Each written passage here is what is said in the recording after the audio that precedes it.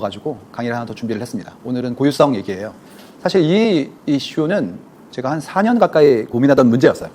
출발은 뭐였냐 하면 매스미디어, 매스 커뮤니케이션, 매스 컨슈션 이런 매스가 예전 같지 않다는 걸 이제 확인하게 된 거죠. 그래서 알게 된 건 뭐였냐 하면 예전처럼 이렇게 푸시하는 미디어는 위용이 줄어들고 있구나.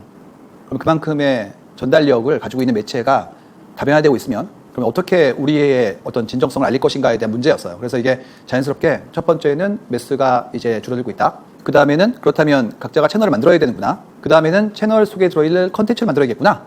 그 다음에 했던 거 뭐였냐면 컨텐츠를 데이터로 할 수 있을까? 여기까지였어요. 그 다음에 이제 생각한 거 뭐였냐면 그랬을 때 각자가 어떤 생각하는지를 어떻게 정교화해서 설명할 수 있을까에 대한 부분들을 고민했던 게 진정성이었고, 진정성을 하다 보니 생각드는 게 진정한 것의 끝은 어떤 것인가에 대한 부분들을 고민하다가 나오게 된 게 고유성입니다. 그래서 좀 디벨롭도 되겠죠. 지금까지 가장 고민했던 가장 최신의 얘기를 좀 해보도록 하겠습니다. 다시 예전의 생각을 좀 더 리마인드를 해보고 싶어요. 이제 이게 미디어 이슈였는데요. 이미 메스 때 말씀드렸던 내용이기도 한데 한국에 있는 분들이 어떠한 정보 소스를 가장 많이 보시는지에 대한 여부를 설명한 거였습니다. 해볼까요? 넷플릭스 보신 분 지금 엄청나요. 나는 유튜브 프리미어 가입자다. 나는 웨이브나 티빙 같은 우리나라 OTT를 보고 있다. 와우. 나는 현재 왓챠를 보고 있는 중이다. 많이 좀 예전보다 좀 줄었죠. 다섯 번째는 뭐였냐면 디즈니 플러스 가입자. 어떻습니까? 그러니까 보시면 굉장히 많은 분들이 다양한 매체를 보고 계시죠. 예전 같았으면 어떤 상태였냐면 KBS 시청료를 내야 돼. 그러면 얼마인데요? 2,500원. 안 내면 안 돼요? 혹은 3,000원 넘어가니까 안 돼요. 뭐 이런 내용들. 심지어 뭐 전기요금과 같이 걷지 마세요. 이런 거 나왔었잖아요. 근데 이제 서비스 하나당 10,000원이 넘어가는데 우리 그 돈을 몇 개를 내고 있는 거거든요. 그럼 어떤 일이 벌어지냐면 자연스럽게 생각드는 건 이겁니다. TV에 보여지는 화면들. 물론 이게 셀폰일 수도 있고 패드도 있지만 보는 것들에 대한 비용이 늘고 있구나라는 걸 알게 돼요. 두 번째로는 그 비용을 여러 개의 플랫폼으로 쓰고 있으니 그만큼의 우리가 보려는 시도를 하겠구나. 이유는 한 달 동안 안 보면 끊어버리잖아요. 나도 모르게 보게 되죠. 그럼 어떤 일이 생기냐면 그걸 다 보고 나면 지상파를 보기 힘들겠네? 이렇게 흘러가게 됩니다. 그러다 보니까 최근 어떤 일이 벌어지고 있냐면 드라마가 떴는데 이게 어떤 채널인지 모르세요. 저희 데이터에 나오는 게 그 넷플릭스에 있어? 이런 말 많이 올라옵니다. 나도 모르게 채널이 중요한 게 아니라 컨텐츠로 움직이고 있는 거예요. 그래서 이걸 보면서 많은 분들이 얘기하시죠. 팬데믹이 OTT를 살렸다 하는데 저희 데이터에서는 어떻게 움직이고 있냐면 이미 2019년도에 지상파 3사를 넷플릭스가 다 이겼습니다.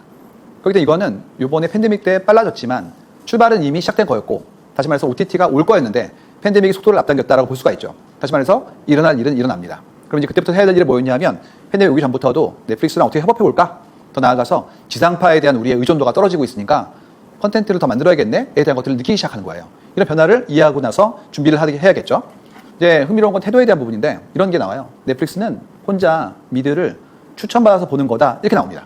그러니까 기본적인 어떤 나의 어떤 보게 되는 시청의 환경이 나 혼자 있을 때 패드 같은 거, 랩탑 같은 걸로 혹은 요즘은 셀폰으로 보시니까 이때 추천받은 알고리즘으로 아니면 누군가 얘기해 주는 거죠. 넷플릭스 이게 재밌대. 그거를 보시는 것들이 나오는 거고요. 그렇지 않고 지상파 3사 같은 경우에 뭐가 나오냐면 가족과 실내에서 예능을 함께 보는 걸로 나옵니다. 이 부분은 명징하죠. 왜 그러냐면 떠오르는 씬 자체가 예전에 그거였어요. 주말에 프라임 타임 때 식구들 앉아가지고 식당에 가지 않고 밥상을 놓고 이제 1박 2일 아니면 또 무한도전 보던 때가 생각나지 않습니까? 그래서 나름의 시청 행태가 확연히 다르구나라는 걸 이해하게 된 거예요. 중요한 점이 있습니다. 뭐냐면 왼쪽은 혼자 보는 거, 오른쪽은 함께 보는 건데 요즘 가족이 예전 같지가 않죠. 예전 같았으면 식구들과 함께 있는 삶이라는 게 상당히 일상적인 것이었는데 이제는 그렇지 않고 각자 바쁘니까 따로 생활하는 경우도 있고 제일 무서운 건 1인 가구의 증가 이런 일이 벌어지고 있고 더 나아가서 최근에 함께 있더라도 각자 패드를 들고 있죠. 그러니까 이제는 함께 보는 일이 줄어들고 있어요. 그렇다면 자연스럽게 왼쪽에 있는 서비스 프로바이더가 훨씬 더 예전보다 더 힘을 가지겠구나라는 것들을 유추할 수 있습니다. 그러다 보니까 이걸 기반으로 했던 새로운 산업 자체가 분화가 보인다는 얘기죠. 예를 들어서 이런 형태의 미디어 회사의 집중도가 달라지는 거예요. 예전 같았으면 무슨 일보 그래서 신문사였다가 조금 있으니까 방송사가 되었다가 조금 있으니까 미디어 그룹으로 되었다가 요즘 뭐가 나오냐면 컨텐츠로 바뀌기 시작했습니다. 그래가지고 흐름이 바뀌는 게 예전 같았을 때는 신문학과였다가 신문방송학과였다가 뭐가 나왔습니까? 미디어 학부가 됐다가 최근엔 컨텐츠란 말이 들어가기 시작했어요. 이게 전부 다 부가가치 이전을 말합니다. 그럼 자연스럽게 우리는 뭘 해야 되는 거냐?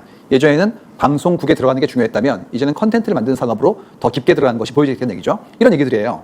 그래서 여기에 따른 여러 가지의 현상의 이유를 한번 안으로 들어가서 본 겁니다. 첫 번째는 뭐였냐면 매스의 종언이에요. 예전에 말씀드렸던 것처럼 예전처럼 알리는 행위가 그만큼의 위세가 아니는 거죠. 왜 그러냐면 이런 이유 때문이에요. 저 어렸을 때 기억나는 게 집에 신문을 어떤 걸 보느냐. 석간이냐 조간이냐. 석간은 저녁 때 오는 것이고 조간은 아침에 오는 거죠. 신문이 떡 떨어지면 뛰어가서 주워 올 때 저는 냄새를 맡았어요. 석유 냄새가 좋아가지고. 그 다음에 뭘 봤냐면 어릴 적 기억에 네컨 만화 봤고요. 그때 봤던 거 뭐였냐면 TV에 오늘 해야 될 프로그램 리스트였습니다. 편성표. 그래가지고 그 정도를 본 다음에 아버님 드리면 아버지는 보셨다는 거였다고요. 그때 이제 보시면서 얘기하시죠. 뭐 정치, 경제, 사회, 문화. 무슨 얘기냐면 바깥쪽 정보의 창구인데 인터벌이 하루예요. 하루에 한 번 업데이트가 되는 거예요. 그렇기 때문에 그 업데이트된 정보를 기반으로 세상을 바라보는 거였단 말이죠. 그러니까 그때는 전달자가 되게 중요한 거였어요. 근데 지금 뭐가 나오냐면 이런 거 나옵니다. 뉴스가 있구나. 뉴스에 35개의 관련 뉴스예요. 클러스터링 되는 거예요. 그래가지고 뭘 하게 되냐면 이 뉴스가 한 개만 나오는 게 아니구나. 뉴스의 공급자는 기관이나 조직이거나 회사일 수도 있겠죠. 이분들이 뭔가 알리면 전달자가 붙어서 전달에 힘을 하는 게 미디어 역할이었는데 그 모든 것들이 베리에이션이 적고 무엇인가 비슷한 것들이 나오는 것을 알게 된 거고, 근데 그거를 누가 해주냐면 포털 서비스나 알고리즘이 클러스터해가지고 같은 거니까 하나 보셔도 돼요. 이걸 알려주기 시작한 거예요. 어떤 일이 벌어지냐면 다 볼 필요가 없는 겁니다. 이전에 뭐가 나왔었죠? 포털 서비스가 실시간으로 뉴스를 보여줬죠. 그러니까 예전 같았으면 하루에 한 번 보던 걸 매 분마다 보기 시작한 거예요. 어떤 일이 생기냐면 종이가 필요 없게 됩니다. 이유는 이미 다 봤어요. 심지어 이 신문 저 신문에서 나온 정보들이 특별하게 호혜가 아닌 다음에야 전부 다 같은 내용이기 때문에 여러 개 볼 필요 없어지는 거죠. 다시 말해서 이제는 같은 것을 보는 것에 지쳐진 거예요. 덕분에 어떤 일이 벌어지고 있냐면 지금 최근에 트렌드는 뭐냐면 최근 몇 년 동안에 조직들이 이제는 뉴스룸을 만들기 시작했어요. 그래가지고 회사가 처음부터 PR 디비전이라고 하죠. 홍보팀에서 뉴스룸을 만들어요. 근데 그거를 직접 쏴버리는 겁니다. 이때 두 가지 점이 있는데 첫 번째는 저널리스트한테 정보를 공급할 때 시스템을 가는 게 1번이고요. 두 번째는 뭐냐면 일반 고객도 보시라는 거예요. 그 순간부터 어떤 일이 생기느냐. 그 위에 밸류를 애드업하지 않으면 볼 이유가 없어지는 거예요. 전제하는 경우에는 가치가 없기 때문에 보지 않는 일이 벌어지는 겁니다. 그렇기 때문에 같은 걸 보여주는 전달자의 힘은 떨어지고 있는 거예요. 그러니까 어떤 일이 생기느냐. 자연스럽게 탐사로 커집니다. 이유는 특별한 걸 보여줄 수 있는 사람들은 가치를 갖는 거예요. 그러니까 어떤 일이 생기냐. 깊어지는 거예요. 아주 깊게 들어가서 탐사를 해서 그 우리만 할 수 있는 일을 보여주게 되면 자연스럽게 우리에 대한 사람들의 가치가 더 높게 평가되어지기 때문에 깊은 새로운 형태의 것들을 만드는 걸로 올라가기 시작하죠. 여기엔 이슈가 있습니다. 뭐냐면 비용이 들어요. 보통 취재 기간이 짧게는 몇 주, 길게는 뭐 한 달, 6개월, 1년이 걸리기 때문에 아무나 할 수 있는 일이 아닙니다. 근데 어떤 일이 벌어지고 있냐면 일반적인 미디어 회사 같은 경우에 이게 페이퍼로 프린트하는 경우도 있지만요. 온라인으로 올라가는 기사가 있죠. 그런 경우에는 기사에 글자 제한이 없어요. 그러니까 여러분들도 인터뷰 같은 거 보시면 페이퍼에 올라가는 건 패러그래프가 정해져 있거든요. 근데 정말 긴 인터뷰는 온라인에만 올라갑니다. 그러다 보니까 이제 미디어 회사가 지면 제한을 오히려 극복할 만큼의 새로운 매체를 꿈꾸죠. 그럼 어떤 일이 벌어집니까? 프린트에 안 나가는 기사를 실기 시작하죠. 그럼 어떤 일이 벌어지냐면 클릭을 유도해야겠죠. 그러다 보니까 좀 더 깊은 걸 쓰기 시작하죠. 더 나아가서 개수가 늘죠. 이제는 탐사를 할 시간이 없어요. 예전에는 어땠었냐면 저널리스트가 하루에 한 꼭지를 쓰는 거였어요. 지금 말씀 들어보면 주변에 3꼭지, 4꼭지를 쓰라고 합니다. 그렇기 때문에 오히려 탐사 환경이 더 어려워지기 시작한 거예요. 그래서 아이러니하게도 이게 그만큼의 유니크함을 요구하는 사회 속에서 템포가 빨라지기 때문에 오히려 더 힘들어진 거죠. 그러니까 현재 상태는 뭐냐면 투자할 수 있는 곳과 아닌 곳으로 역학의 어떤 불균형이 만들어지고 있는 것을 우리는 관찰할 수가 있습니다. 안 되면 큐레이션이요. 이유가 생산은 힘들죠. 어떻게 할 수 있냐면 모아오는 거예요. 이유는 그거는 존재하는 것들을 가지고 내가 모아다 보여주는 거니까 훨씬 더 효율적이라고 할 수가 있죠. 그 대신 뭘 주냐 하면 이 안에 들어있는 관점을 주는 거예요. 그래서 내가 굉장히 많은 뉴스를 보고 있는데 그중에서 필요한 것들은 이거니까 이 부분을 가지고 전달해 드릴게요 라는 것들이 나오기 시작했고요. 덕분에 큐레이션 서비스가 많이 진행되면서 이제는 펀딩도 받고 제가 최근에 본 거는 이 큐레이션 서비스를 모아주는 것도 나왔어요. 그래서 이런 형태의 뉴스레터 같은 것들도 만들어지는 것이 최근의 트렌드라고 볼 수가 있습니다.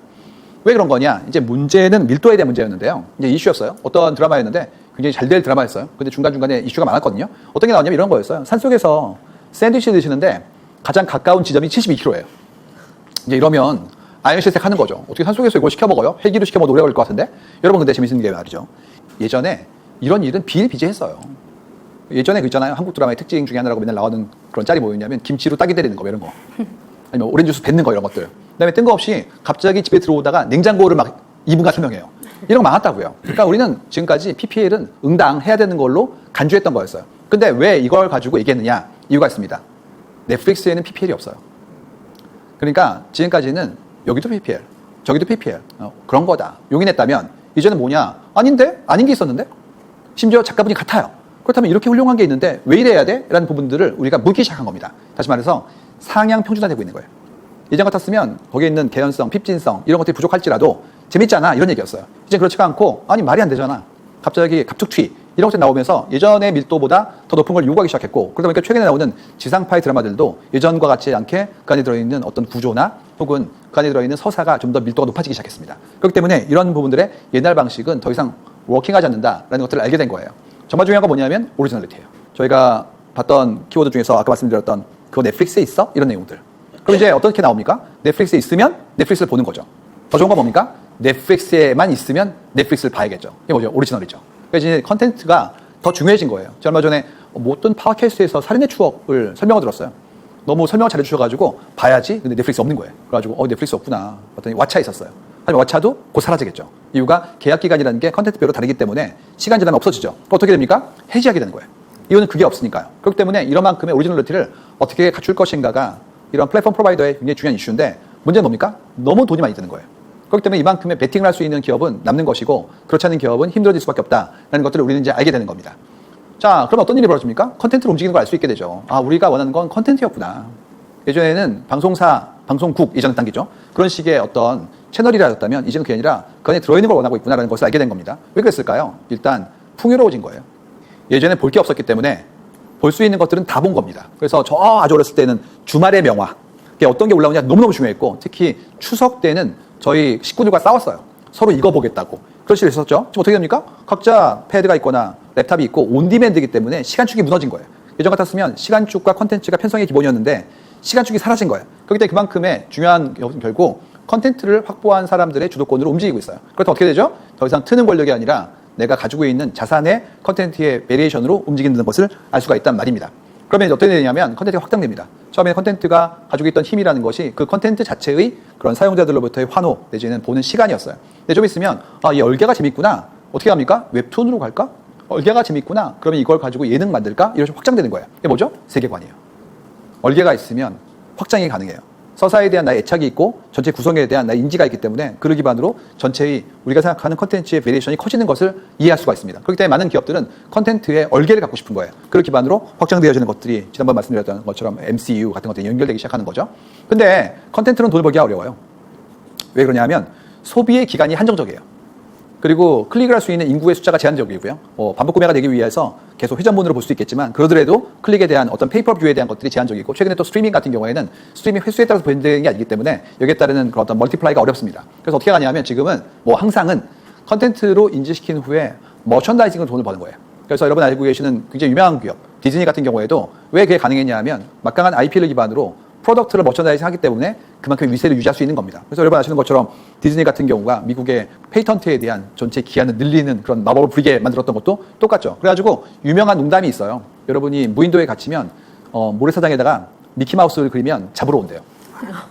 이유가 저작권법 위반이기 때문에. 그 정도로 완벽한 그런 구조를 가지고 있으면 엄청난 프로덕트를 팔 수가 있죠. 여러분이 우산 속에 밤비가 들어있어도 디즈니가 돈을 가져가는 거예요.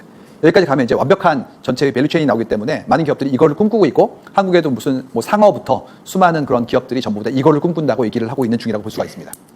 자, 결국 컨텐츠예요. 우리 지금까지 미디어를 봤었는데 미디어가 아니라는 거예요. 미디어음은 이제는 더 오픈되어지고 접근성이 높아졌기 때문에 지금 필요한 건 컨텐츠예요. 그럼 컨텐츠를 어떻게 만들 것인가에 대한 부분들을 바라보도록 하겠습니다. 첫 번째, 글로벌이요. 지금 전 세계적으로 같은 쇼를 보는 사람들이 나오기 시작했죠. 그래서 제가 태어나서 처음으로 이렇게 전 세계 랭킹 같은 거 보기 시작해요. 지금까지 그런 거 없었어요. 국가별 랭킹이었지. 근데 이제는 글로벌 랭킹이 나오기 시작했고 그러다 보니까 마치 경마를 보는 것처럼 응원하고 있죠. 이겨라 이겨라 하는 작업들이 보여진다는 얘기고요. 심지어 밖에서 안으로 들어오기도 합니다. 이제 글로벌리 연결되어지기 때문에 여기서 경쟁이 너무나 급격하고 심하면 밖으로 나가시는 거예요. 그래서 이분 같은 경우가 그 경우죠. IKC 같은 경우가 해외에서 오히려 먼저 인정받고 들어왔던 케이스예요. 왜냐하면 그랬더니 우리나라가 더 이런 시장 자체가 각박한 것도 있었고 그다음에 경쟁의 추이가 더 세다는 겁니다. 여러분 양궁은 국가대표 선발전이 올림픽보다 더 힘들어요. 그렇기 때문에 오히려 밖에서 이기고 들어오는 게 더 나을 수 있어가지고 최근에 아메리카 갓 탤런트에 한국에 계시는 많은 뮤지션들이라든지 그런 분들이 나가서 상 받아온 경우가 생기기 시작했습니다. 그런 일이 생기면 자연스럽게 그 다음이 나오죠. 무슨 얘기냐 하면 그렇다면 제도권이 아닌 것들도 가능하지 않아? 이 문제예요. 예전에는 방송이라는 체계를 갖추기 위해서 우리가 해야 될 일이 첫 번째가 채널이었어요. 방송국이 있어야 돼요. 전파에 관련된 법률이 있기 때문에 아무나 주지 않습니다. 그래서 공영방송 그러면 뭐 2개에서 3개, 그 다음에 연결되었던 최근에 지상파와 비슷한 종합해서 채널 같은 경우에는 5개 허가였죠. 이제 그렇지 않고 텔레비전에 내가 나올 수가 있어요. 언제든지. 그럼 어떤 일이 생기냐 하면 나온 분들이 자신의 컨텐츠를 전달함으로써 그들과의 라포르가 유지될 수 있는 채널을 만듭니다. 그래서 컨텐츠 하나가 아니라 채널이 만들어지면 교류가 만들어지기 때문에 엄청난 파워를 가지게 되는 거예요. 여기 계신 분들이 대표적인 분들인데 이분 같은 경우에는 그냥 뭐 이런 식이래요. 대충 그 1시쯤, 2시쯤 방송을 키신대요. 2시경. 그 다음에 이제 방송을 하다가 사람들이 막 열심히 채팅하시면 호응도 좀 하고요. 주로 이제 게임 같은 거 하시다가 중간에 이런 데입니다. 저 빵 사러 갔다 올게요. 그러면 켜놓고 가신대요. 남아있는 분들끼리 열심히 떠든대요. 그 다음에 심지어 안 계셔도 돼요. 우리끼리 놀고 있으니까. 오셔가지고 얘기하고 이런 식으로 운영한다고 그러더라고요. 근데 팬덤이 엄청나가지고 많은 분들이 그 채널에서의 어떤 이분과의 교류뿐만 아니라 그분들 사이의 교류에 대해서 엄청 만족감을 보여주고 계시죠. 그렇기 때문에 항상 누구에든지 갈 수 있는 접근성이 생긴다면 예전처럼 특정한 기관과 조직에 내가 목맬 필요가 없는 구조고 나오기 시작했다 그런 얘기들입니다. 그럼 어떻게 되죠? 팬덤이. 좋아하는 사람끼리 함께 있고 그를 기반으로 교류하는 것들이 하나의 비즈니스가 되는 거예요. 그래서 똑같이 한국에 있는 굉장히 훌륭한 연예기획사들도 처음에는 우리 스타들의 머천다이징, 음악 상품, 투어 콘서트 이런 거를 팔다가 지금 그렇지가 않고 버추얼 연계될 수 있는 매질에 대한 부분들, 더 나아가서 그 팬덤을 조직화해서 그분들을 돕는 시스템으로 전체 연예 사업의 힘을 움직일 수 있지 않을까라는 희망을 팔고 있어요. 그래가지고 전 세계 뮤지션들이 오셔가지고 투자를 하기도 하고 함께 그들 팬들과의 관계에 대한 것들을 항구적으로 가기 위한 노력들을 도모하는 것들이 보여지는 것도 흥미로운 발전이라고 볼 수가 있습니다. 하지만 정말 중요한 건 다양성이에요. 그러니까 이제 오늘 드릴 말씀 중에서 중요한 이슈 중에 하나인데요. 어떤 걸 보고 싶으니? 그랬을 때 예전에 뭐였습니까? 보여주고 싶은 걸 보는 거였습니다. 저 아주 어렸을 때 그거 있었거든요. 음반마다 맨 마지막 트랙은 건전가요였어요. 그래가지고 꼭 마지막에 그런 사람들한테 무엇인가 희망찬 내용을 얘기하는 가요가 들어있었고요. 그 다음에 또 극장에 영화를 보러 가면 앞에 뭐가 있었습니까? 대한 뉴스가 있었죠. 그런 식으로 홍보라는 것이 그 안에 들어있는 체제라든지 혹은 그 사회의 규칙에 대한 부분들을 알리는 교양의 채널이 있었어요. 그러다 어떤 일이 벌어지냐면 컨텐츠도 검열이 들어가기 시작하죠. 그래서 사회상규, 그 다음에 우리의 미풍양소에 준하는 것들을 서면에서 보여주거나 혹은 우리의 전체의 사회가 현재 지향하고 있는 바에 대한 부분들을 넌지시 혹은 명시적으로 얘기했죠. 그럼 어떤 일이 생기냐면 그만큼의 크리에이션에 대한 우리 자체의 검열의 마인드셋이 만들어지게 되는 거예요. 여기까지는 이제 타율적 검열이고요. 근데 또 어떤 게 나오냐면 자본에 의한 게 있어요. 어떤 건 이런 겁니다. 국민들이 보는 영화는 말이지 심파가 있어야 돼, 뭐 이런 거. 또 한 가지 뭐냐면 해피엔딩이어야 돼, 이런 거. 그 다음에 또 너무나 과격한 곤란해 이런 것들. 이런 것들은 전부 다 어떤 거냐면 일종의 사회에서 대중이 원하는 걸로 창작의 어떤 기준을 제한하는 거예요. 그렇기 때문에 어떤 얘기 있었냐면 뭐 천만 영화 그러면 그 안에는 또 국뽕이 들어있거나 세칭 아니면 심파가 들어있거나 이런 식으로 전체의 어떤 개연성이 좀 떨어지는 것들이 나왔단 말이에요. 근데 이제 어떤 일이 생겼냐면 이런 거죠. 조선판 좀비물, 한국판 데스게임물. 예전 같았으면 펀딩이 불가능한 것들 만들기 시작합니다. 특히 여기서 두 번째 같은 경우에는 한국에서 배틀로얄 시리즈 같은 경우에 사회적으로 허용되지 않는다는 분위기였어요. 그렇기 때문에 펀딩이 불가능했습니다. 근데 이제는 뭐가 나왔냐? 이런 형태의 창의성도 전체 한국 사회뿐만 아니라 전 세계의 현재 세태를 반영하는 콘텐츠이기 때문에 가능해라고 용인되기 시작한 거예요. 그래서 이거는 로컬 마켓을 본 게 아니라 글로벌 마켓을 위해서 만들어진 거고 황가은누님 같은 경우에 진짜 오랫동안 기획했던 건데 넷플릭스의 도움 아래서 드디어 가능해졌다. 이런 얘기가 나오는 겁니다. 다시 말해서 한국 영화의 시스템이었다면 이 작품은 아마 현실화가 어려웠을 수도 있어요. 그렇기 때문에 이만큼의 거대한 시장에 대한 우리의 색다른 시도라는 것이 다양성이 된다면 우리의 문화상품뿐만 아니라 문화의 환경이 더 다채로워질 수 있다라는 것들도 하나의 세계화에 따르는 혜택일 수 있다는 부분들을 보게 되는 것이죠. 그러니 베끼는 건 안 돼요. 다양한 걸 만들되 남들이 한 걸 하면 안 됩니다. 이 부분은 이제 좀 이따 보여드릴 장포이기도 한데요. 이런 식입니다. 이제 플랫폼을 말이야 중국에서 혹은 다른 나라에서 베꼈대 막 화를 낸단 말이에요. 근데 예전에 어땠었냐 하면 이런 식이었어요. 연수를 갔다 와서 다른 나라에서 좀 보고 오기도 하고 그 다음에 이거는 뭐 나쁜 얘기인데 한때 개편 때 되면 뭐 울산이나 그런 데 가서 일본 방송을 보고 왔다 이런 것도 있었어요. 여러분 만원의 행복 같은 경우에 그게 만엔의 행복이라고 일본에 있던 프로그램이래요. 그거는 만엔으로 한 달 살기랍니다. 근데 그거를 한국에 가져와서 이거를 전부 다 우리나라 식으로 만들었다는 얘기죠. 근데 우리는 몰랐었어요. 이유가 대중문화 개발 안 돼 있었기 때문에 볼 수가 없었죠. 그러니까 이거는 재밌는데 그랬는데 알고 봤더니 카피였다는 거예요. 그러니까 우리도 똑같이 지금 다른 나라가 우리 걸 카피하면 화를 내고 있죠. 그런데 우리가 이제 고유성 있는 게 있기 때문이에요. 예전에는 그런 환경이 안 됐었고 이제는 됐기 때문에 그만큼 주장하게 된 거죠. 그래서 이제는 고유성이 너무나 중요한 일이 되고 있다라는 것들을 이제 이해하게 된 겁니다. 재밌는 거는 이 고유성이라는 게 예측 불가능성과도 연결돼요. 그러니까 미리 알고 있으면 재미가 없죠. 새롭게 나오면 그만큼의 충격을 주죠. 그렇기 때문에 예측 불가능한 것이 좋은데 자연스럽게 사람들은 성공한 걸 카피하기 때문에 어느 순간에 물타기 일어나고 있죠. 그래서 이거는 전체적으로 봤을 때 올바르지 않다라는 것들도 이제 고민할 수밖에 없는 내용이 나오고요. 더 나아가서 최근에는 편집 기술까지도 오리지널리티를 얘기합니다. 워크맨 스타일의 편집 이렇게 나오거든요. 그렇기 때문에 이제는 포맷뿐만 아니라 편집에 대한 부분까지도 이제는 카피라이트에 대한 것들을 요구하는 상태로 커지기 시작한 거예요. 그래서 알게 된 건 뭐였냐면 이제 고유한 걸 해야겠구나라는 변화에 대해서라면 충분히 이해할 수 있게 되었다. 그런 얘기들이라고 볼 수가 있겠죠. 자, 이런 형태의 변화가 만들어지게 된 연유를 한번 보고 싶어요. 이것이 굉장히 중요한 논문이었는데요. 1935년도에 발터 베냐민의 논문이에요. 제목은 기술 복제 시대의 예술 작품입니다. 그러니까 기술이 복제를 가능하게 만들었을 때 예술은 어디로 가야 되는 거냐라는 얘기를 꺼내는 거예요. 복제 기술은 복제된 것을 전통의 영역에서 떼낸다. 복제 기술은 복제를 대량함으로써 복제 대상이 이례적으로 나타내는 대신 대량으로 나타나게 한다. 이 얘기가 나온단 말이죠. 무슨 얘기냐? 예전에 회화라는 것에 기능이 있었단 말이에요. 최상화는 그분의 용모를 남기는 거예요. 성화나 역사화는 그 당시의 기술적인 형태의 사실을 남기는 거죠. 그렇기 때문에 그건 기록이라는 거예요. 근데 무엇이 나왔냐면 사진이 나왔어요. 그 순간부터 회화가 기능을 잃어버린 겁니다. 이유가 더 짧은 시간 동안에 더 적은 비용으로 더 적확한 형태의 결과를 내보내기 때문에 예전에 회화가 하던 일이 사라진 거예요. 근데 그러면 어떤 일이 벌어지냐? 회화가 드디어 기존의 기능을 잃었기 때문에 기능으로부터 해방되어진 거죠. 그러면 이제 보통 이런 경우에 없어져요. 이유가 기능이 사라졌기 때문에. 근데 이 경우에 어떻게 됐냐면 회화가 오히려 경계를 무너뜨린 현대미술로 더 확장되어졌습니다. 내 기능이 와해되었을 때 사라지지 않고 오히려 새로운 형태의 의미를 갖게 된 거예요. 비슷한 경우를 보신다면 이런 경우가 있을 수 있을 것 같아요. 에르메스 같은 경우에 옛날에 마구 회사였어요. 필요했죠. 이동의 수단이었으니까. 마차나 아니면 말을 탄 사람이 많았으니까. 그 당시에 몇백 개 회사가 있었대요. 근데 사람들이 말을 안 타기 때문에 마구 회사가 사라진 거예요. 그때 에르메스는 뭘로 갔냐 하면 마구가 아니라 뭐 우리의 현대의 굉장히 훌륭한 분들을 위한 가죽으로 기반으로 했던 생활용품 회사로 확장된 겁니다. 그래서 다른 회사는 망했지만 에르메스는 그렇지 않고 생존했고 더 올라간 거고요. 지금도 에르메스는 마구를 만들어요. 그래서 이런 부분들이 결국 기능이 와해되어도 우리의 의미를 남게 되어서 생존이 가능해진 경우죠. 비슷한 경우는 뭐냐면 이런 경우예요. 전기가 나오면 기존에 조명을 살 수 있었던 조명 기구들이 기회를 잃죠. 양초로 켰지만 이제는 전기가 있으니까 안 켜죠. 뭐가 나왔습니까? 양키 캔들이요. 뭐라고 나오냐면 양키 캔들은 분위기, 그 다음에 또 향으로 만들어진 것들 이런 걸로 기능을 확장시킨 거예요. 그렇기 때문에 이렇게 기능이 사라져도 의미를 남길 수도 있어요. 다만 이제 그때는 치열한 노력과 그만큼의 더 깊은 R&D가 수반되어야지만 가능합니다. 지금 그래서 현대미술은 일종의 컨셉추얼 아트 그런 것처럼 의미로 확장되어진 거예요. 추상이 나오고. 그렇기 때문에 이런 부분의 변화를 보고 나면 아, 기능이 사라지라는 것이 꼭 존재의 부재를 말하는 것은 아니구나라는 것도 이해할 수가 있습니다. 마찬가지로 오페라 같은 경우에도 왼쪽에 있는 저 박스석이 가문이에요. 패밀리가 살 수 있고 상당한 수준의 도네이션을 해야지만 얻을 수 있습니다. 안 되면 밑에 계신 거죠. 정말 어려운 분들은 밖에 계신 거죠. 지금 어떠냐 하면 방방 콘서트 같은 경우에 전 세계 분들이 동시에 볼 수가 있어요. 그럼 이제 공연 관람에 민주화가 일어난 거예요. 더 나아가서 현장인 경우에는 저 멀리 있기 때문에 스타가 안 보이거든요, 거의. 근데 이렇게 VR과 XR 같은 걸 사용하는 순간부터 나한테 다가오는 것이 좀 더 실감나게 만들어질 수도 있죠. 그렇기 때문에 이런 기술의 변화는 우리에게 큰 경험의 민주화와 더불어서 더 깊은 경험의 선사까지도 가능해진다는 것을 확인해 볼 수가 있습니다. 이런 변화에 대한 것들을 어떻게 수용할 것인가에 대한 얘기죠. 다음에 나온 건 NFT예요. 자, 이건 어떤 얘기냐면 그 대체 불가능성에 대한 부분들을 저희가 주목하는 겁니다. 근데 흥미로운 건 여러분, 대체 가능하기 때문에 디지털을 만든 거예요. 디지털의 출현은 대체 가능성의 도모입니다. 아날로그는 카피할 수 없어요. 하지만 디지털은 가능하죠. 그러니까 우리는 리프로듀스하고 매스 프로덕션을 위해서 디지털을 만들었어요. 근데 거꾸로 지금 뭘 얘기하고 있냐면 디지털인데 이런 마케팅에 쓰일 수 있는 이유가 출발이 대체 불가능하기 때문이야 라고 얘기하기 시작한 거예요. 어불성설이에요. 이유가 카피가 가능한데 어떻게 불가능해? 무슨 얘기냐면 같이 그렇게 믿자는 겁니다.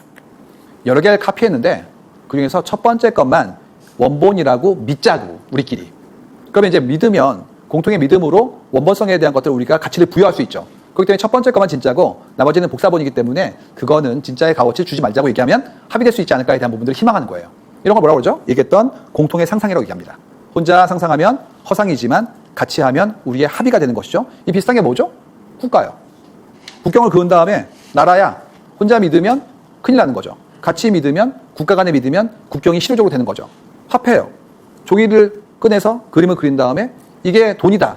혼자 믿으면 말도 안 되는 얘기지만 같이 믿으면 유통이 되죠. 그런 이유로 이런 부분들에 함께 믿는다는 것은 인간이 가지고 있는 굉장히 소중한 형질이에요. 이를 기반으로 문명이 발전했기 때문에 좀 똑같이 이 경우에도 이것을 원본이라고 정의하자고 라고 우리가 도모하고 있는 거예요.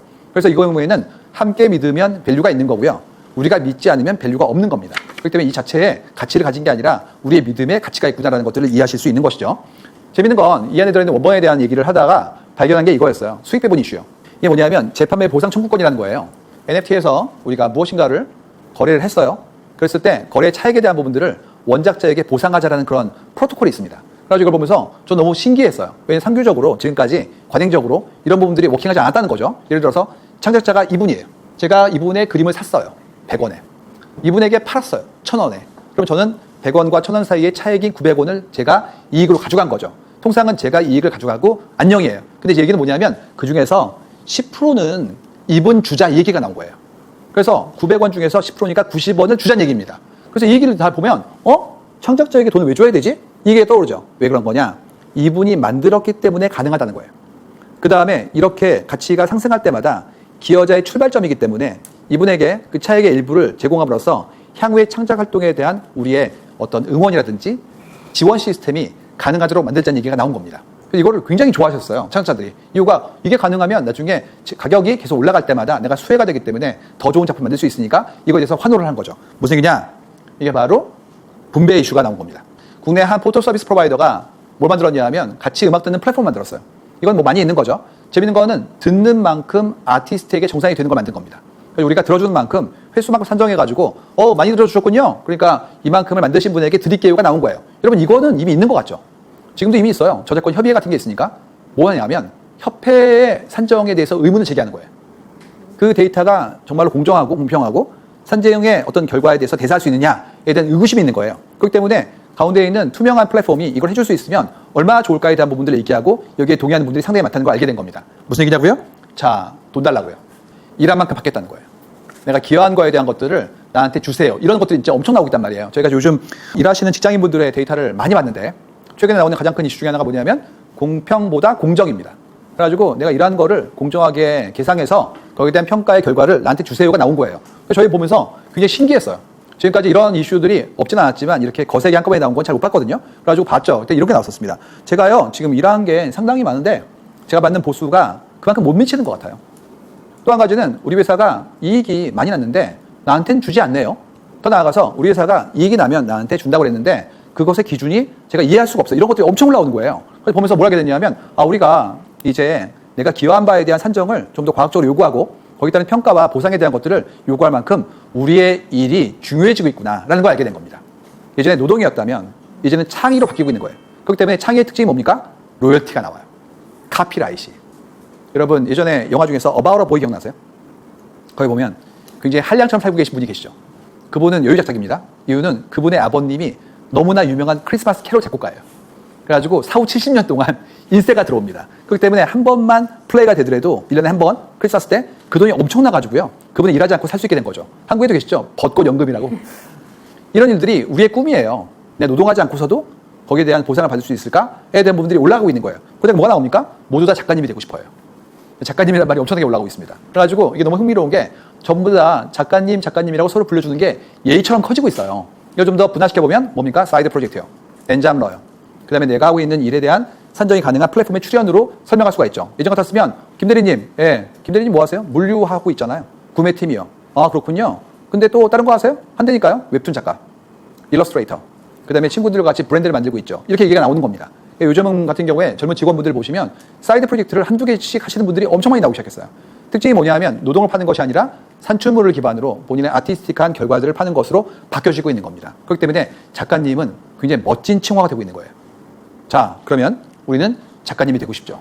내가 자도 내 작품이 판매될 때마다 거기에 돈이 들어오는 거예요. 그걸 어떻게 만들 수 있을까에 대한 부분들이 오늘의 가장 중요한 숙제입니다. 반드시 뭔가를 남기세요. 남기고 남긴 결과가 더 많이 확장되어지는 것들도 충분히 기대할 수 있다라고 얘기할 수가 있습니다. 자, 이런 일이 왜 벌어졌는지를 한번 되짚어보도록 하겠습니다. 왼쪽에 있는 소설이 정말 유명한 소설이에요. 4.3 사건부터 현대사를 썼던 소설이었는데 저는 소설의 내용도 소중하지만 제목에 집중합니다. 제목이 뭐냐면 지상의 숟가락 하나예요. 무슨 얘기하는 거냐? 아무것도 없다고요. 나는 그냥 숟가락 하나 들고 태어난 거예요. 그렇기 때문에 나머지는 태어나서 조금씩 얻어나가거나 아니면 키워나갔다 이런 얘기들이죠. 그래서 어렸을 때 들었던 얘기가 그런 거였어요. 물 떠놓고 결혼했다 뭐 이런 얘기들. 숟가락 하나 들고 결혼했다 이런 얘기를 많이 나왔었죠. 근데 지금 어떻습니까? 지금은 디저트 먹으려고 숟가락을 20개를 삽니다. 바뀐 거예요. 예전에는 척박했고 어려웠고 빈곤했고 그렇기 때문에 물질을 하나만 가지는 것도 감사한 일이었어요. 근데 그렇지 않고 이제는 아니 내 취향이 있으니까 색깔로 세트로 그 다음에 이목적으로만 이것이 가능해진 겁니다. 그렇기 때문에 이때와 지금은 소유나 혹은 향유에 대한 감도가 달라지는 거예요. 그렇다면 이제 이때 태어났던 분들과 이때 태어났던 분들이 가지고 있는 기준이 다르죠. 제가 이런 일을 할 때가 있어요. 뭐 점심 식사 같이 하는 거 이런 거 있습니다. 금융기관 같은 경우에 VIP의 고객들 대상으로 식사를 같이 하기를 원하는 경우가 있어요. 근데 그러면 이제 점심 때 같이 모여가지고 식사 같이 하고 말씀 들어드리고 제가 좀 짧은 톡도 하고 이런 것들이 있거든요. 근데 기준이 정말 높아요. 뭐 몇 천억대 분들이 오시는 경우 있어요. 그런 경우에 이제 여쭤봐요. 저도 거꾸로 대표님, 대표님은 성공하셨네요. 열심히 노력해서 저희가 어려운 집안이었는데 전 지금 그래도 어느 정도 좀 이뤘어요. 그 다음에 뭐라는 지 아십니까? 근데 걱정이 있어요. 왜냐면 그랬더니 아들이 있는데 걔가 사치를 한대요. 그래가지고 사치를 뭐라 했더니 20살도 안 됐는데 운동화를 20개를 사요. 그분은 이겁니다. 저희는 어렸을 때 운동회 날도 구멍 뚫어진 운동화 신고 가가지고 부끄러웠고 뛰기 힘들었는데 부모님이 안 사주셔가지고 못 사준 거죠. 힘들었다고. 근데 지금은 먹고 살기긴 하지만 어떻게 안 헤어졌는데 이렇게 운동화를 20개 사냐고. 그래서 그분이 그러신대요. 야, 그만 좀 사. 네가 뭐 지내냐? 이렇게 얘기한답니다. 그래서 그분은 뭐냐면 우리가 충분히 풍요로워도 걱정된다고. 이 아들이 재산 지킬까 봐. 제가 뭐라는 줄 아세요? 이렇게 얘기했죠. 그분 투자하시는 거예요. 스타렉스. 요즘 운동화 리셀하고 있죠. 그러니까 스니커 모아서 판매하고 있기 때문에 지금 인베스트먼트 배우고 있는 거거든요. 근데 그걸 모르시는 겁니다. 왜냐? 이때 태어나신 거예요. 그래서 그분한테 운동화 2번째 켤레는 사치예요.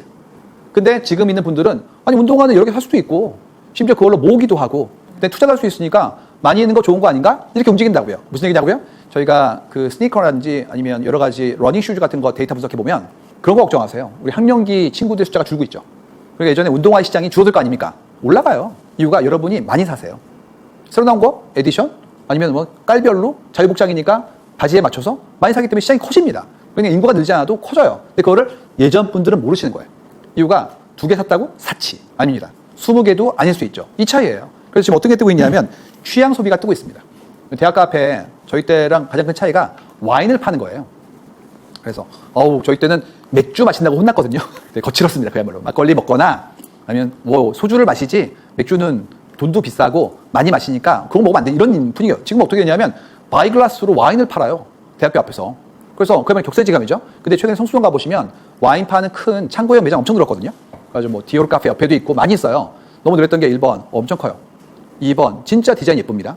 3번 셀렉션 굉장히 많고요. 4번 놀랬던 게 거기에 화이트 와인이나 샴페인은 칠링돼 있어요. 그래가지고 이미 차가운 걸 들고 나가서 바로 근처에 무슨 바베큐 하우스나 샤키테리 하우스에 가가지고 바로 쿠키지를 돈을 내거나 안 내거나 마시는 풍습을 현재 20대 초중반 분들이 하십니다. 저희 때는 나이가 들어서도 와인을 마시면 너 사치 아니니? 지금은 아니 젊은 분들도 가볍게 와인 한 잔 어때로 가고 있는 거예요. 그만큼 삶의 폭이 좀 더 넓어지고 풍요로워지고 있는 걸 발견할 수 있죠. 심지어 제가 지난번 같은 경우에는 저 뒤에 들어오셨던 분이 2분이었는데요. 앉자마자 가방 배낭에서 와인잔을 꺼냈어요. 2개 글라스 들고 오셔가지고 본인이 캐리한 와인잔으로 드시는 걸 봤습니다. 한국은 이제 선진국이에요. 문제는 많은 분들이 태어나셨을 때 선진국이 아니었어요. 그러다 보니까 경험이 이만큼과 유격이 생긴 거예요. 그렇기 때문에 이걸 어떻게 인식하고 새롭게 이런 경험을 할 것인가에 대한 것들이 각자에게 다가오고 있는 거죠. 그래서 이제는 와인 글라스를 모으기도 하고 와인셀러를 N개를 놓기도 하고 이런 식의 새로운 형태의 소비나 혹은 생활 풍습이 만들어지는 것을 바라볼 수가 있습니다. 그럼 어떻게 됩니까? 예민해집니다. 그분이 왜 와인잔을 들고 오셨을까요? 이유가 뭐냐면 와인 그냥 파는 집이 아니라 샤키테리 하우스 같은 경우에 글라스가 잘 깨지니까 두텁고 그다음에 무딘 걸 갖다 놓은 거예요. 그러니까 본인이 가져온 와인이 되게 좋은 와인인데 입에 닿을 때 감촉이 섬세하기 때문에 그게 싫으신 거예요. 들고 온 거죠. 그만큼 섬세해집니다. 그렇기 때문에 화장지 같은 경우에도 예전에는 그냥 화장지였어요. 지금 그렇지가 않고 키친타월, 물티슈, 각티슈, 가벼운 거, 두꺼운 거, 무양해, 유양해 이런 식으로 분화되기 시작합니다. 그렇기 때문에 수요가 분화되고 그만큼의 우리가 투자하거나 개발하는 비용이 들어간 것들이 이제는 선택지로서 더 올라가기 때문에 거기에 따른 비용을 지불하는 구조가 나왔다는 얘기죠. 많은 만큼 보인다는 얘기예요. 보시면 이게 데블 웨어스 프라다에 나왔던 유명한 장면이죠. 주인공인 분께서 2개의 벨트 중에서 적절한 걸 고르고 계세요. 그때 어떤 거 할까 그랬더니 이분이 웃었어요. 왜 웃어 그랬더니 똑같은 거 아니에요? 그때 버닝 하십니다. 이게 같아. 다른 거라고. 니들은 이게 같아 보여? 이건 그냥 블루가 아니라 셀룰라인 블루야. 당신이 입고 있는 저 옷, 너는 그냥 막 샀지, 아울렛에서. 이게 말이야 출발은 벌써 10년 전부터 나왔던 그런 멋진 디자이너의 작품이었는데 그게 몇 번의 베리에이션을 거쳐서 나중에 너한테까지 간 건데 넌 그걸 모르고 아무거나 집어찌라고 얘기합니다. 차이를 알게 되는 거예요. 거기엔 나름의 깊이가 있는데 그거를 인식할 수 있는 분과 아닌 분으로 나눠지기 시작합니다. 그렇기 때문에 이 모든 것들을 즐기기 위해서라면 계속해서 의미에 대한 탐색을 하고 그거를 이해할 수 있을 만큼의 경험과 지식을 쌓아야 되는 거예요. 그래서 이제 어떻게 되느냐? 의미에 대한 추구가 좀 더 깊어집니다. 이 부분은 이미 설명드렸죠. 셀프 익스프레셔니즘에서 설명했던 내용이에요. 소비는 의미의 주체로 참여하는 거다.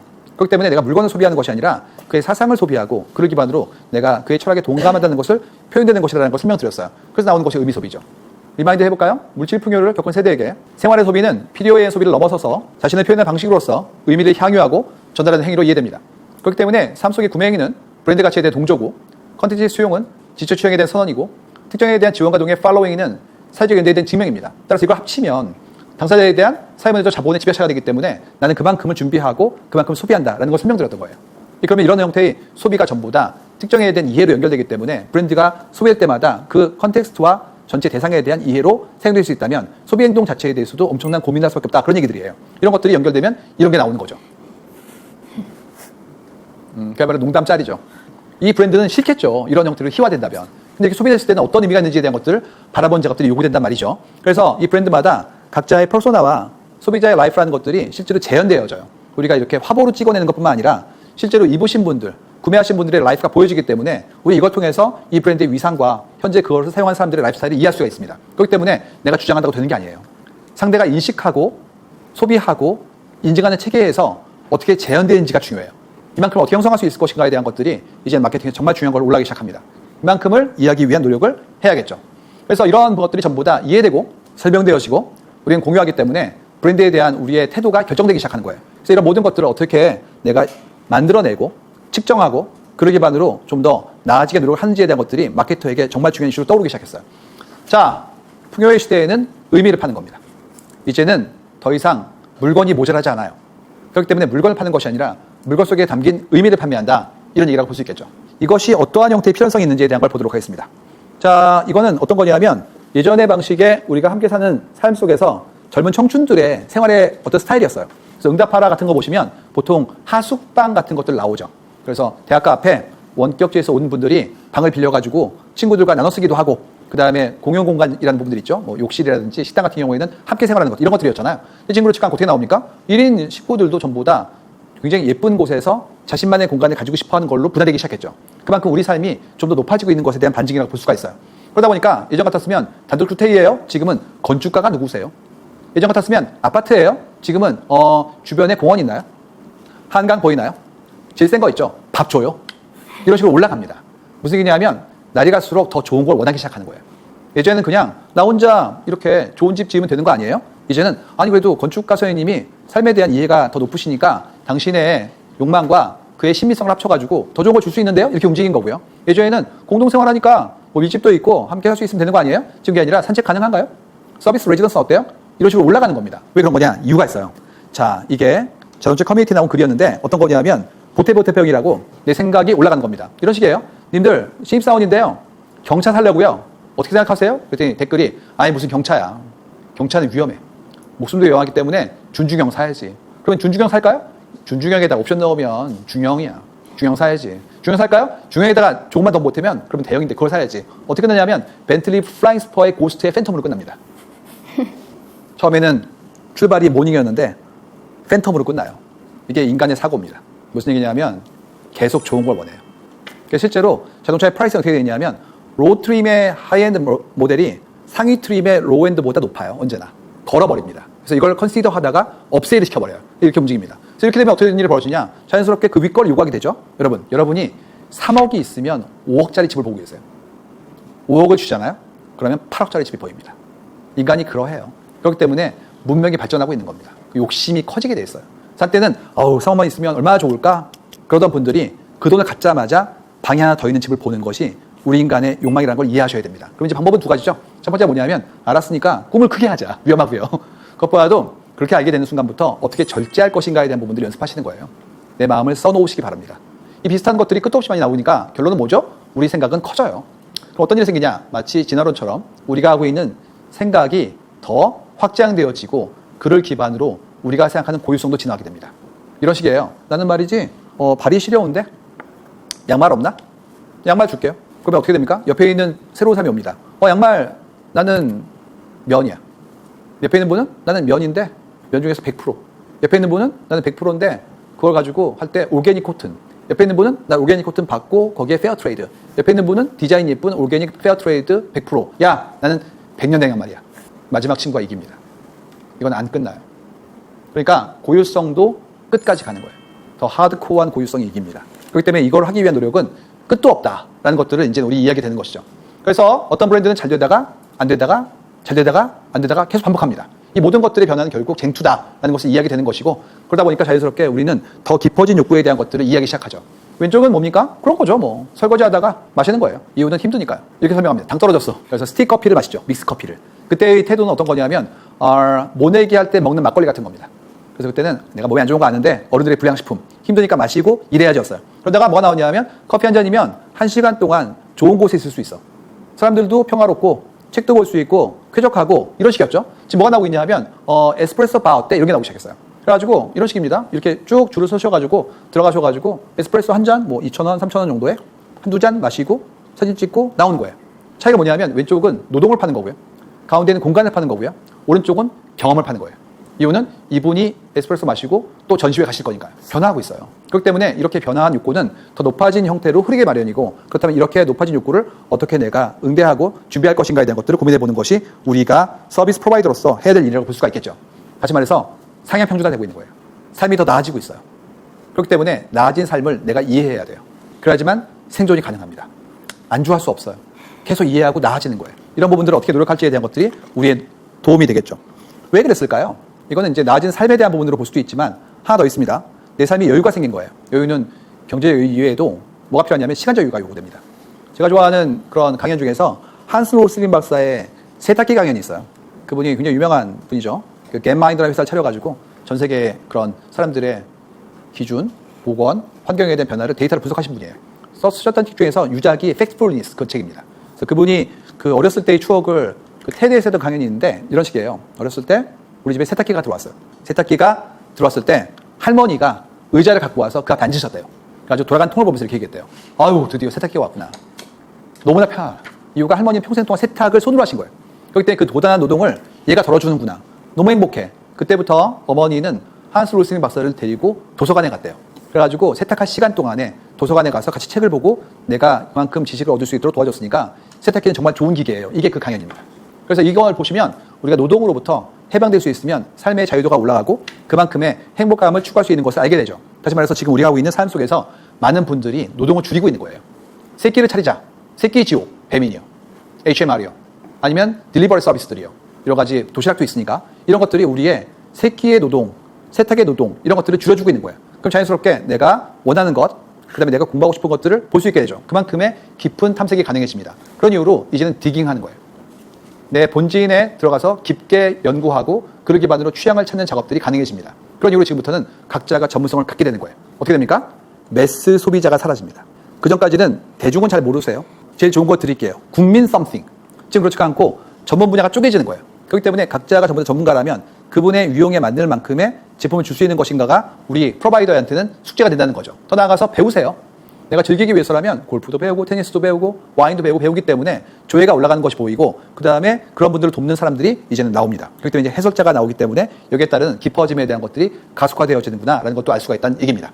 따라서 이런 쟁투가 커뮤니티를 움직이고 그분들 사이에 교류를 시작해서 우리가 좀 더 깊은 이해를 하게 돼요. 또 어떤 일이 생기느냐? 명필은 붓을 가립니다. 이 차이예요. 우리가 전부 다 초보자라면 그냥 붓은 아무거나 쓰는 거예요. 근데 내가 붓글씨에 대해서 오랫동안 연구해온 분이라면 그 차이를 알 수 있게 됩니다. 이 내용을 설명드릴 때 너무 어려워요. 이유가 조예가 있는 분들한테는 쉽게 이해가 되시거든요. 예를 들어서 이런 겁니다. 제가 아는 분 중에서 도예가 선생님이 계신데 이분이 사철에 제철 음식을 만드셔서 손님들에게 주시는 분이세요. 본인이 잘하세요. 요리를. 어떻게 하셨냐고 그랬더니 일본에 가셔서 찌끼지 시장 앞에서 칼을 사오셨대요. 값은 350만 원이에요. 그러니까 그야말로 정말 아티산 같은 스시 하우스의 셰프가 쓸 칼을 사오시는 거예요. 이유는 손맛이 다르대요. 그렇기 때문에 그만큼의 투자가 가능해지는 겁니다. 이 강연 들으시는 분들한테 적합한 예제는 뭐냐면 여러분이 사시는 퍼터입니다. 퍼터와 드라이버의 목숨을 거시는 거죠. 이유는 그것이 잘 맞으면 멀리 나갈 수 있기 때문에 그만큼의 비용을 내가 감당할 수 있다고 믿고 계신 거예요. 골프를 치시는 분은 이해가 되십니다. 그렇기 때문에 이 모든 게 전부 다 조회예요. 조회가 있으면 엑스트라 비용을 엑스트라 생각하잖아요. 그만큼을 어프리시에이트 하는 거예요.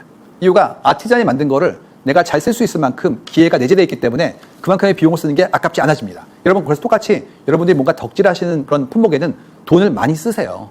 그러니까 거의 모든 분야가 이제는 깊어질 수밖에 없다라는 걸 설명하는 겁니다. 계속 깊어지는 거예요. 예전 같았으면 저 호텔에 갔다 왔어요. 호캉스로. 가서 뭐 하셨어요? 수영장에 있더라고요. 이랬었어요. 지금 뭐냐면 한 번, 두 번 갔다 오신 다음에 근데요 수영장은 좋은데요. 어디가 안 좋으냐면 익젝티브 플로우가 안 좋아요. 그 다음에 해피아워에 마실 수 있는 그런 드링크류가 한정적이에요. 이런 것들이 나옵니다. 그러니까 이제 예전 같았으면 그냥 건물, 아니면 방의 컨디션, 그동안 충분했는데 이제는